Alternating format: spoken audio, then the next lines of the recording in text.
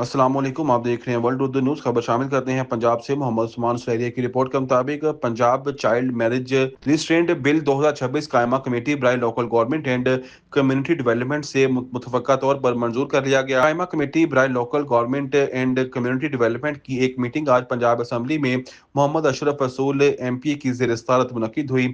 وزیر برائے local government and community development نے خصوصی طور پر میٹنگ میں شرکت کی۔ پنجاب اسمبلی سیکریٹریٹ اور دیگر متعلقہ محکموں کے افسران بھی میٹنگ میں موجود تھے۔ میٹنگ کے دوران پنجاب چائلڈ میرج ریسٹرینٹ بل 2026 پر مختصر غور کیا گیا اور اسے کمیٹی نے متفقہ طور پر منظور کر لیا۔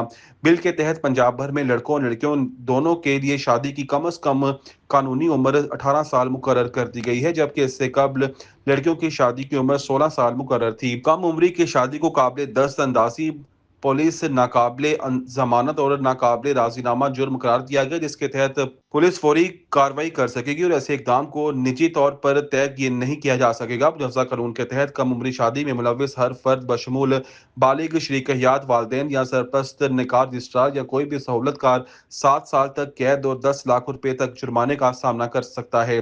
کمیٹی نے مزید ہدایت کی کہ سیکریٹری لوکل گورنمنٹ اس بل کے تحت قواعد کا خطی مسودہ تیار کریں اور اسے کمیٹی کی خطی منظوری کے لیے 60 دن کے اندر کمیٹی کے سامنے پیش کریں۔